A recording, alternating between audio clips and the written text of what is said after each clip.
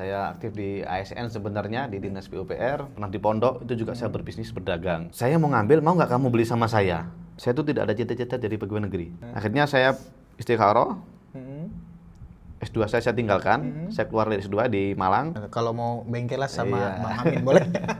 Selama niat kita ibadah, insya Allah ketemu jalan. Sebelum memulai bisnis, kita harus investasi ilmunya dulu. Saya kan juga ada pengalaman lah ekspor, ya pahit juga Bang, ada kadang nggak dibayar, ada apa Iya. itu. Kalau Bang Amin ada juga pengalaman yang kurang mengenakan lah Bang dalam dunia ekspor.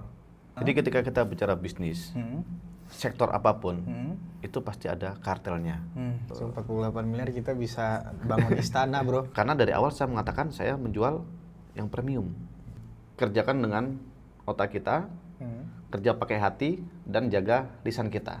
Insya Allah semua trust akan terbangun dan berpihak pada kita keuntungan tersebut.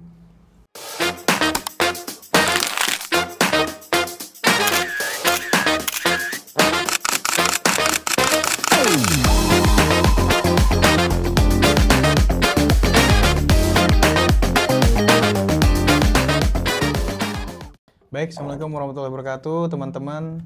Shalom, Om Swastiastu, Namo Buddhaya, salam sejahtera, salam kebajikan.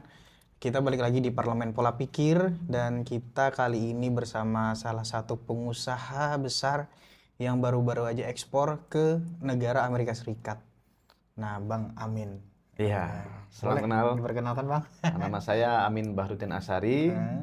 Saya aktif di ASN sebenarnya, di Dinas PUPR. Cuma saya juga menggeluti beberapa proyek bisnis yang saya jalankan.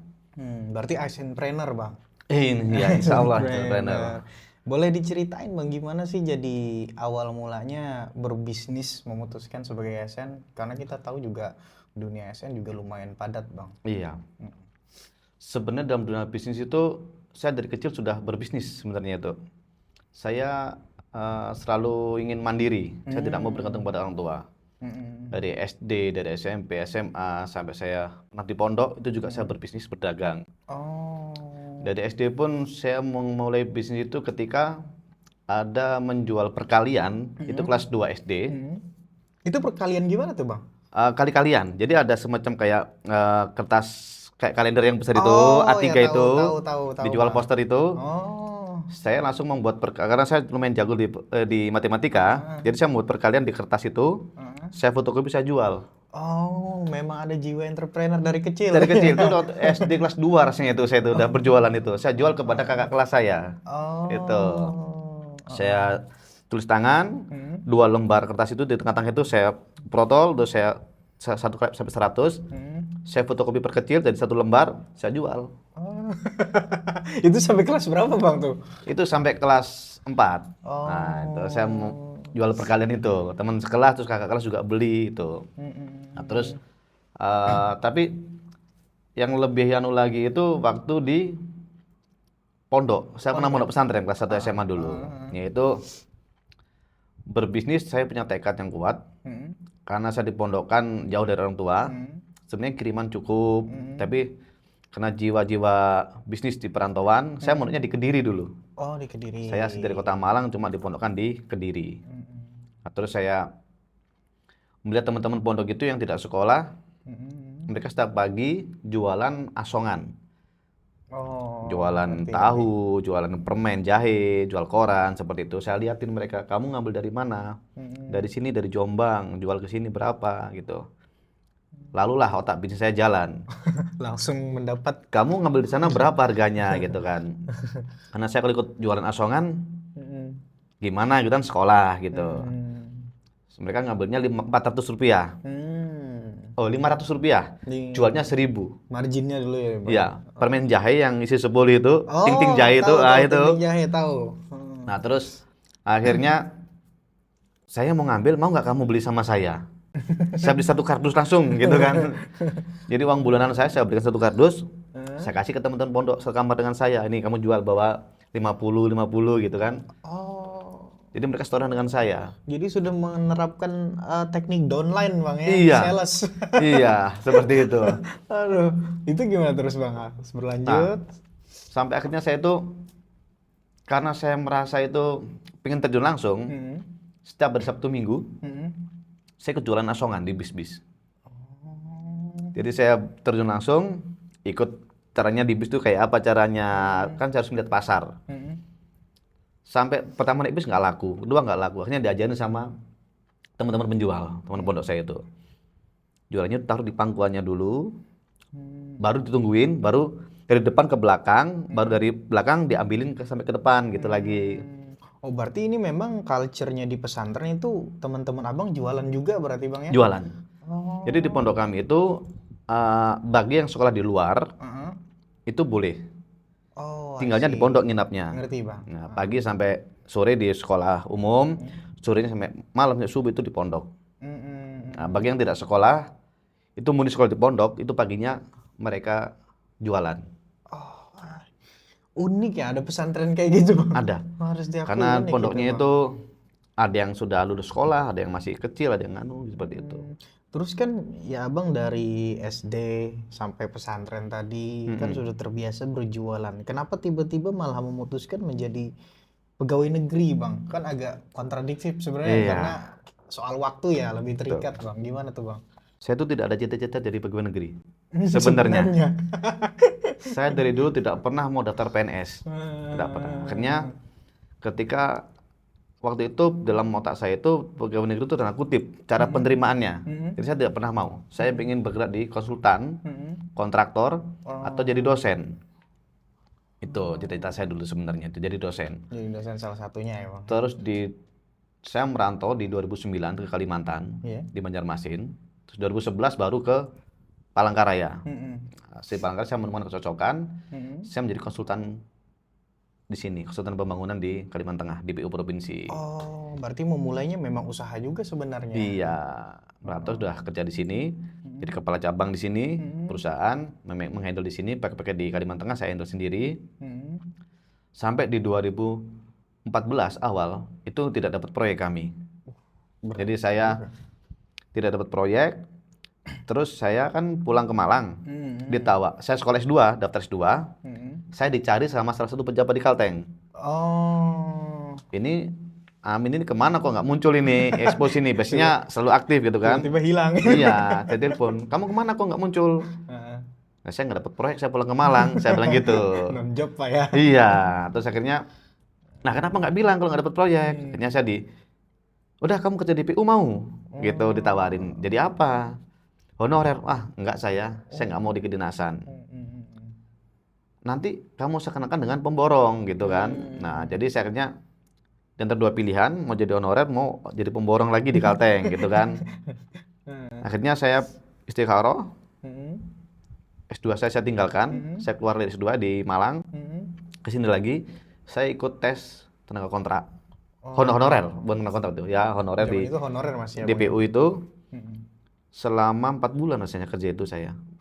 Lama juga bang. Berarti karirnya start from bottom ya bang ya? Iya. Dari bawah betul. Dari Batam, dari konsultan, terus nggak dapat proyek, terus kena terpaksa, saya ikut honorer, tes di PU Provinsi, kebetulan waktu tes itu nilai saya 100 rasanya kalau nggak salah itu. Karena ada pengalaman udah. Pengalaman, sudah pernah kejadian. Iya sudah linear ya. Nilai saya 100, kebetulan tuh di bidang pengairan, sumber daya air bidangnya. Dan kebetulan saya konsultan pengairan dan juga alumni S1 pengairan. Oh. Jadi memang passion saya di situ. Jadi ujian apapun, di luar kepala saya. Udah punya dompet yang tebal lah Iya, ibaratnya, jadi Bang, ya. dapat 100 pun saya kaget. Wah, 100. Gitu. Mereka juga heran. Pikirannya saya ada link di situ kan, padahal nggak ada yang kenal di sini. Nah, habis itu terus 4 bulan ada penerimaan PNS di sini. Waktu pertama kali pakai metode CAT 2014. Oh. Nah, ketika itu baru saya mau tes PNS karena saya anggap itu penerimaan yang benar-benar murni, tidak ada permainan di belakang tak apa gitu kan. Nggak ada kepentingan lah intinya ya, Bang. Betul. Kalau dulu kan masih bisa dimainkan ya, Iya. PNS itu. Sebelum Saya tidak dioperasi mau ya. gitu. Ngerti. Akhirnya CAT itu baru saya mau, alhamdulillah langsung lulus. Dan bertugas di?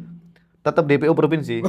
Pas betul bang. Jadi saya konsultan di PU Provinsi bidang pengairan, terus di PNS langsung keterima di pengairan. Selama beberapa tahun singkat langsung jadi PPTK juga. Jadi karirnya alhamdulillah cepat karena memang sudah di bidangnya. Iya betul sih, linear lah. Linear. Dan di Kalteng ini tidak ada saingannya. Karena alumni teknik pengairan itu kan sedikit orangnya. setahun paling lulusan se Indonesia paling nggak ada 100 orang. Di Kalteng pun mungkin hanya 1-2 orang saja yang murni alumni Pangeran gitu. Ibaratnya kalau dokter umum kan banyak, Iya. nah ini dokter spesialis. Spesialisnya lah, ibaratnya bedah sarafnya. Iya, kalau teknik sipil banyak se Iya, Indonesia. betul bang. Kalau teknik Pangeran nggak ada, adanya di Malang sama di Bandung. Oh, berarti memang Iya. padahal tidak ada niat jadi ASN. Tidak ada. Tiba-tiba rezekinya di ASN gitu. Betul. Itu berapa lama bang berkarir di ASN sampai akhirnya memutuskan untuk berwirausaha lagi? Awalnya saya fokus di ASN, terus karena harus pengabdian penuh, Iya, totalitas. totalitas ya bang. Gitu. Nah, terus saya ketika istri saya menikah, Oh, menikah, Merit lah ya. ya tuntutan semakin banyak. Hmm. Saya juga tidak mungkin untuk tinggal sama mertua saya, karena waktu itu saya itu ketemu istri saya ketika ngekos di rumah beliau. Jadi saya ngekos di rumahnya, di barak beliau, dapat tanah ibu kos. Nah, Wah, mantap.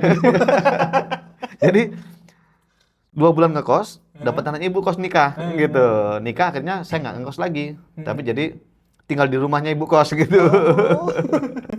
Tapi namanya lagi-lagi harga diri, saya harus punya rumah sendiri gitu. Motivasi ya, Bang, Motivasi. Nanti apa kata dunia saya kan numpang sama mertua gitu kan nggak enak saya. Udah dapat anak Iya. bosnya. Unik juga ceritanya. Akhirnya saya melihat potensi di sini apa ini. Nah, terus kemudian saya kan ketua Arema, ketua Arga Malang di sini waktu itu. Bola bang? Paguyuban Malang. Oh, Paguyuban Iya. Nah, terus di Kelampangan banyak orang Jawa Timur juga. Potensinya perkebunan sama sayur mayur. Saya membuka perkebunan buah naga di sana. Lumayan dapat memulai bisnisnya itu buah naga tadi itu. Itu start bersama. Iya, mencari potensi bisnis yang bisa saya tekuni apa, yang kira-kira saya gapai apa, yang bisa saya gapai. Tahun berapa itu bang? 2016. Oh 16, lumayan juga sudah. Iya. Berapa tahun udah?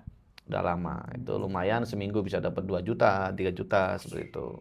Itu buah naga. Terus istri hamil, saya buka bengkel las.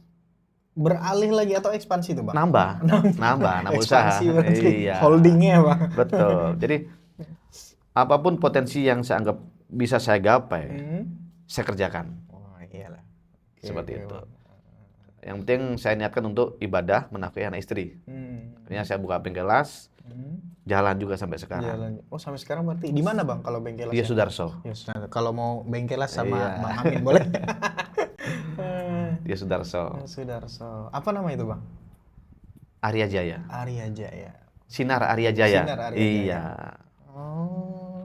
Nah, terus anak pertama itu, anak kedua, istri lagi hamil anak kedua, saya buka usaha lagi. Nambah lagi. Usaha laundry. Laundry. Laundry lagi, Kilo Laundry. Kilo Laundry. Alhamdulillah sudah 3 cabang Di Palangkaraya. di Palangkaraya. Luar biasa itu bang. Di Cempaka sama di Pinus. Yang satunya untuk industri yang menerima hotel-hotel. Jadi laundry hotel tuh Lina Denon Hotel seperti itu. Yang 2 cabang itu Guest Laundry rumah tangga. Sama laundry beberapa maskapai, pramugari maskapai itu. Oh. Berarti Bang Amin ya kita tahu bahwa ternyata bisnisnya tidak linear ya bang, semua bidang dimasuki. Iya. Ini kan kalau boleh nanya bang, kan bisnis memang kendala utamanya modal bang. Bang Amin sendiri awalnya gimana tuh? Apa nabung atau gimana bang untuk melakukan pencarian modalnya? Dalam beberapa sektor bisnis saya, ada yang saya dari tabungan, ada yang dari pinjaman, ada yang dari investor. Oh, ngerti. Bahkan yang modalnya ratusan juta, saya tidak dari investor murni. Bukan dari investor, vendor mesin cuci itu, yang industri itu ratusan juta satu setnya itu. 300-400 juta. Datangkan dari mana tuh bang? Dari Bandung, Oh, dari Jawa. dari Jawa. Saya tidak keluar duit sama sekali mendatangkan mesin tersebut. Karena kepercayaan, Trust lah bang. trust, dibangun dan ya. relasi. Betul betul. Ada yang menjamin saya di sana, itu kawan saya, tolong kirimkan. Dia pengusaha laundry besar di Bandung, mengelola 15 hotel besar di Bandung. Oh, berarti koneksi penting betul. Koneksi ya, Bang, sangat ya? penting sekali. Sangat penting lah. Jadi saya kan ketika saya dapat tawaran laundry hotel di salah satu hotel besar di Palangkaraya, saya ragu nggak punya ilmunya. Akhirnya saya browsing-browsing, googling, ketemulah bos besar laundry di Bandung. Saya ingin berguru. Ternyata beliau welcome dengan saya disuruh nginep di tempat usaha beliau, besar sekali laundrynya, mesinnya besar-besar sekali. Saya 3 hari 4 hari nginep di sana. Saya tidak boleh di hotel, tapi di tempat kerja beliau langsung. Padahal nggak kenal sama sekali. Tapi beliau mau memberikan ilmunya itu ya Bang? Betul. Selama niat kita ibadah, insya Allah ketemu jalan. Betul, setuju Bang. Akhirnya saya dikasih ilmunya. Saya bicara sama dia potensinya di Palangka seperti ini. Saya dapat tawaran hotel bintang 4 di Palangka seperti ini. Dia mau sikat saja, ambil saja peluang itu. Karena tidak semua orang mendapatkan peluang tersebut. Akhirnya saya pulang ke Palangkaraya, saya ada tabungan. Aduh, tabungan masih kurang ini, butuhnya 300-400 juta, tapi besar juga Bang. duitnya masih sedikit. Nah, gitu kan. Terus akhirnya tenang, aku yang menjamin di perusahaannya, yang untuk vendornya tadi itu. Akhirnya itu kawan saya, barangnya kirim saja, itu setahun pasti balik, gitu katanya. Jadi mentor saya itu malah sudah bisa berhitung potensi pendapatan saya berapa di laundry hotel tersebut. Sudah tahu marginnya segala berarti Bang. Itu. Akhirnya hitungan HPP-nya pun saya diajarin. Nggak usah pakai harga Kalimantan, harga Jawa saja, harga Bandung saja agak murah. Mencari pasar dulu. Akhirnya betul. Mesin itu mereka menjamin, orang yang baru sebulan saya kenal menjaminkan diri untuk memberi mesin tersebut senilai hampir 400 juta satu set mesin itu. Sama apa pengeringnya apa? Iya, dryernya, washernya. Nah, saya cuma dibebankan biaya pengiriman kargo sama instalasi. Kargonya kurang lebih 15 juta, 20 juta. Instalasi 10 juta. Cuma itu aja. Panjang juga Bang ya. Sampai sini instalasi saya bingung. Saya benar-benar punya mesin ini.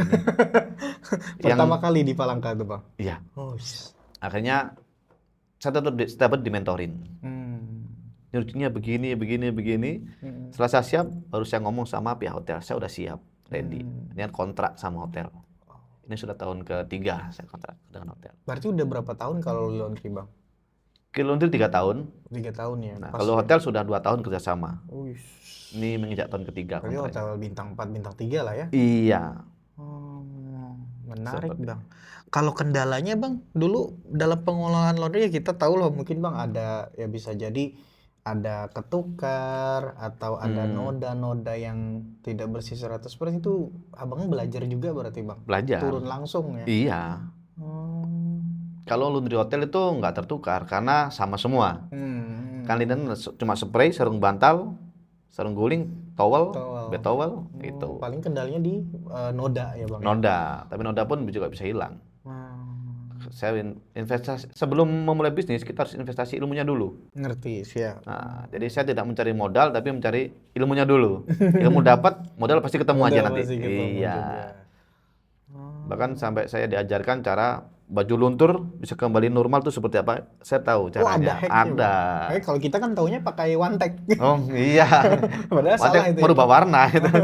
Itu enggak memang kembali warna semula. Iya, nodanya yang misah. Ngerti Bang. Seperti itu. Ini juga selain laundry kan Bang Amin juga rame viral juga kemarin ya yang ekspor kratom itu Bang. Betul. Itu awal mulanya gimana Bang jadi terpikir untuk melakukan ekspor yang juga bahwa kita tahu kan di Kalimantan Tengah dikit Bang yang melirik, kebanyakan ya cangkang sawit, CPO, ada juga orang melirik ya udang, tapi Abang tiba-tiba terobosan kratom, ekspor, dan gol. Iya. Jadi pada prinsipnya saya tidak pernah mau bersinggungan dengan siapapun. Saya tidak mau bertabrakan bisnis dengan siapapun juga. Kita cari koalisi lah ya. Koalisi atau mencari peluang yang lain yang minim kompetitor seperti itu. Terus yang berikutnya saya itu sudah belajar ekspor. Saya kebetulan ikut ekspor Akademi Indonesia. Akademi Ekspor Indonesia itu udah hampir 1,5 tahun. Tapi proyek saya itu bukan kratom sebenarnya. Apa Bang namanya Bang? Belum bisa saya buka ini. Nanti ya, lihat nanti. Next project berikutnya. Next project berikutnya. Ini insya Allah sebenarnya kami itu mau saya buka di akhir tahun ini saya mau buka pabrik di Kapuas atau Pulang Pisau untuk proyek ekspor saya ke depan ini. Oh. Tapi ternyata Allah berkehendak lain. Saya dipertemukan dengan mentor eksportir besar juga dari Jawa Timur untuk keratum. Oh. Jadi keratum ini bukan proyek saya sebenarnya. Ngerti Bang, paham. Tapi Allah menyuruh saya melakukan itu, ya sudah saya jalankan. Balik lagi kepercayaan orang ya Bang. Iya. Orang mencari keratum, ketemu teman saya dikasihkan ke saya. Oh, ini orang belajar ekspor, gabung aja gitu kan. Nah, selalu ketemu jalan. Ketemu jalan orang yang baik dan orang yang pas. Niatnya lurus ya Bang. Betul. Ini kan menarik Bang, ya ekspor. Saya kan juga ada pengalaman lah ekspor. Ya pahit juga Bang, ada kadang nggak dibayar, ada apa itu. Kalau Bang Amin ada juga pengalaman yang kurang mengenakan lah Bang dalam dunia ekspor. Pengalaman dari teman. Oh, dari teman. Ya? Kalau saya alhamdulillah selama berbisnis apapun alhamdulillah berjalan terus. Selalu berjodoh. Selalu berjodoh lah. Karena saya selalu mengkaji betul-betul. Nah, untuk ekspor ini ketika saya masuk ekspor keratum, saya mengkaji 1 bulan. Lama juga. Apa sih keratum ini? Gimana sih pemasarannya? Sampai pun saya ini kan narkotika ini, kan gitu. Nah. Udah masuk kelas narkotika kelas 1. Terus teman saya meyakinkan ini udah ada undang-undangnya, udah legal ini. Ini boleh untuk ekspor. Terus saya juga lihat berita lagi viral di Kalteng pernah ditangkap. Iya. Wah, ini pernah ditangkap nih, gimana ini? Akhirnya saya koneksi dengan teman-teman, ternyata memang sudah legal untuk ekspor impor. Nah, akhirnya saya mengkaji lagi, saya ke Kalbar. Karena produk saya memang dari Kalbar. Di Kalteng itu ada tapi sedikit, tidak mencukupi, jauh. Waktu itu teman saya dapat kontrak 20 kontainer 1 tahun. Juga Bang. Per tahun ya Bang ya? Per tahun. Nah, kemana Bang pasarnya selain Amerika Bang? India. Berarti kalau Amerika kan katanya buat obat penenang. Obat bius lah. Obat bius. Kalau kita bicara medis saja obat bius ya. Kalau India biasanya apa Bang? Atau sama buat kesehatan? Sama. Oh. Kalau fokus saya untuk medis. Untuk medis. Dia kan ada yang kita ekstrak, ada yang mentah. Betul. Gitu ya Bang ya. Kalau kita Indonesia kan nggak ada ekstrak. Kita hanya untuk powder saja, bubuk aja. Nah, untuk ekstrak kan di luar negeri baru boleh. Karena turunannya ekstrak tuh banyak sekali. Kalau salah-salah penggunaan bisa jadi narkoba kan. Nah, salah gunakan. Iya. Jadi fokus saya di bubuk gitu, terus saya serahkan ke Amerika. Terserah biasa nah jadi apa gitu. Jadi ketika kita bicara bisnis, sektor apapun itu pasti ada kartelnya. Apalagi kita ke mancanegara. Betul. Itu kartelnya luar biasa. Kita mau usaha laundry tadi itu ada mafianya. Karena bahan baku laundry kan dari luar semua. Betul. Bahan sabun itu dari luar semua. Itu ada kartelnya juga. Jadi sektor apapun dipastikan ada kartelnya. Apalagi kita bahas ekspor, ekspor cangkang, ekspor keratum. Apalagi keratum ya, itu lagi hot-hotnya Bang ya. Daging sekali itu. Sekali. Itu kartelnya luar biasa. Banyak kejadian. Nah, ketika saya masuk keratum, saya sempat ragu. Karena banyak cerita di Kalbar. Banyak eksportir yang bangkrut. Karena apa tuh Bang? Bahan baku atau apa? Sampai Amerika, di-reject barangnya, nggak dibayar. Oh ini ya, balik kontainer. Ya mereka beli kontainer rugi dong. Jadi nggak diapa-apain di sana itu. Petani kasihan jadi korban. Karena setelah saya analisa, ternyata eksportir itu punya pengepul. Pengepulnya mencari ke petani-petani. Petani itu hanya dikasih DP. Pembayaran setelah pembayaran ekspor selesai, baru dibayar lunasan. Seperti itu. Itu yang mengakibatkan petani-petani di Kalteng maupun di Kalbar itu drop, trauma. Kita udah capek-capek tapi nggak dibayar, barang hilang. Sebenarnya itu kan tanggung jawab eksportir. Tapi eksportir juga berkilah, aduh kami nggak dibayar, di-recheck barangnya nggak bagus. Itu bukan tanggung jawab petani. Betul, bukan resiko dari petani. Iya, kamu kan beli barang harus sudah tahu speknya kan gitu, dengan segala resikonya. Nah itu. Nah, terus kemarin tuh saya akhirnya lebih selektif lagi. Saya pastikan bayarnya di siapa, dia trader kah, bayar kah, atau bagian dari kartel. Ternyata memang bayar. Kebetulan bayar kami itu bukan orang Amerika asli, tapi keturunan Indonesia Amerika. Dia itu buyer rempah-rempah sebenarnya. Memangnya mainnya di situ Di cengkeh, rempah, vanila terus ya bang. ada temannya dia yang orang Amerika itu mencari keratum. Ngomong Paham. sama teman kami yang di Amerika tadi itu. Nah, teman kami itu ngomong sama teman saya yang eksportir rempah tadi itu. Bro, kayak apa Kalimantan keratum? Ada, saya bilang gitu. Akhirnya main dan ketemu langsung buyer utama tadi itu di Amerika. Berarti dia jadi broker, tapi langsung satu proses bang, nggak berkali-kali gitu lah. Bukan broker sih sebenarnya. Apa tuh bang istilahnya itu bang? Teman saya bayar di Amerika itu hanya menyampaikan. Oh, ada Bro, koneksi. iya koneksi. Bro, kamu ini ada buyer temanku nyari keratum. Kalian ada nggak keratum? Ada nggak barangnya? Ada, kami carikan. Dia nggak dapat apa-apa dari kami. Ini pertemanan saja. Luar biasa bang, trustnya lagi bang, Iya, balik lagi kayak betul. pengalaman bang Amin, trust gitu. Saya alhamdulillah selalu mendapatkan kemudahan-kemudahan itu. Selalu mendapatkan orang-orang yang tepat dan orang yang pas untuk membimbing saya. Betul. Tuh. Kalau keraton di Kalteng sendiri gimana kualitasnya bang? Untuk kualitas keratum di Kalteng, berdasarkan analisa kami dan hasil lab kami, itu di bawah grade ekspor. Sebenarnya bang. Iya. Cuman cara mengakalinya gimana bang? Kami saat ini sedang mengkaji. Ternyata ada beberapa wilayah di Kalteng itu yang memenuhi standar ekspor. Oh, berarti sudah mapping ya bang? Sudah mapping. Ada beberapa tempat kami mapping. Ada yang grade-nya itu di atas 1,2. Kadar meat-nya itu. Untuk ekspor kan minimal 1,2 nitrogeninnya itu, kandungannya itu. Nah, ternyata rata-rata itu di keratum Kalteng itu cuma 0,8, 0,6, 1. Tapi ada beberapa tempat itu yang di atas 1,2. Berarti, ini berpotensi juga di Kalteng ini.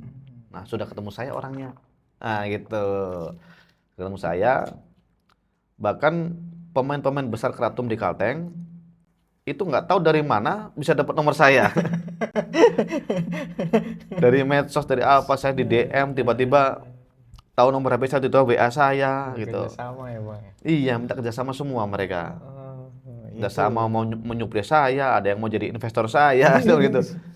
Aduh. Langsung terbuka peluang baru. Betul, langsung terbuka mereka.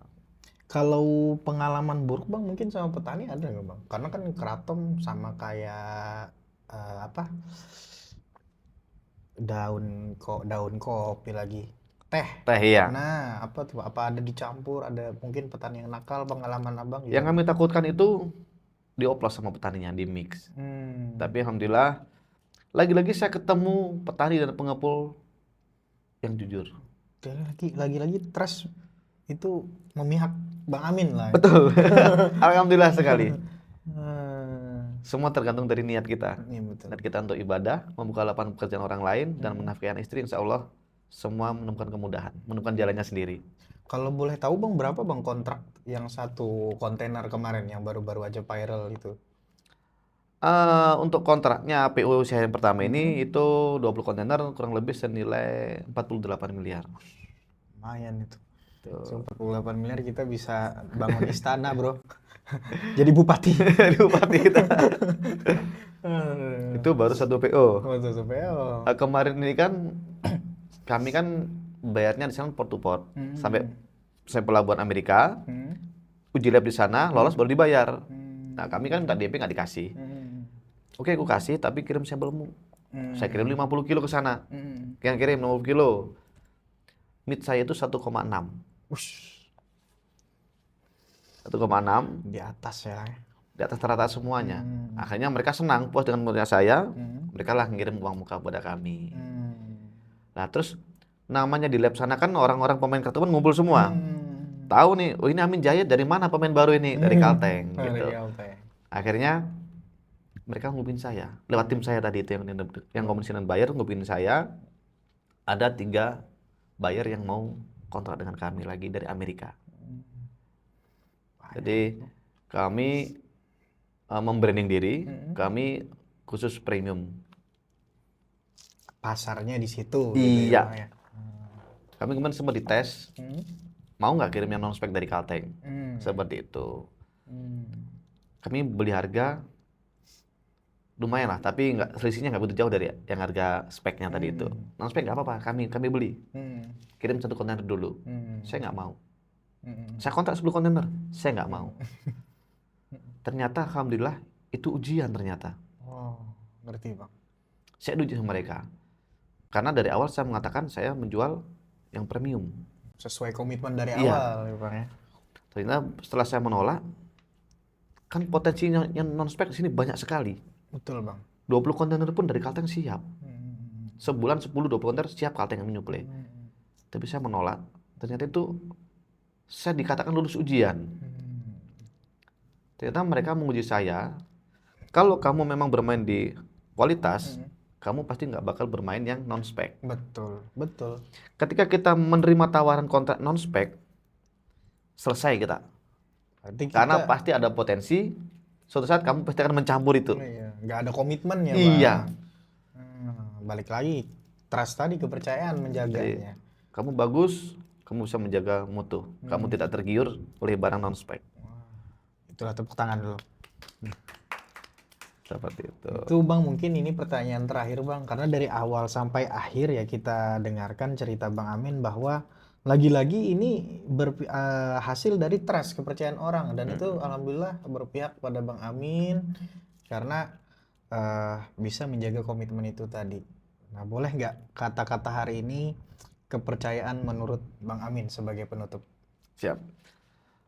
Dalam melakukan usaha apapun, kita harus mempunyai 3 hal. Kerjakan dengan otak kita, kerja pakai hati, dan jaga lisan kita. Insya Allah, semua trust akan terbangun dan berpihak pada kita keuntungan tersebut. Oke, itu kata-kata dari Bang Amin. Teman-teman bisa ditonton podcast ini nanti. Kalau mau belajar-belajar tentang ekspor juga bisa ngubungi di Instagram ya Bang ya. Bisa Instagramnya apa Bang? Amin Bahrudin Asari. Amin Bahrudin Asari. Teman-teman nantikan episode Parlemen Pola Pikir selanjutnya.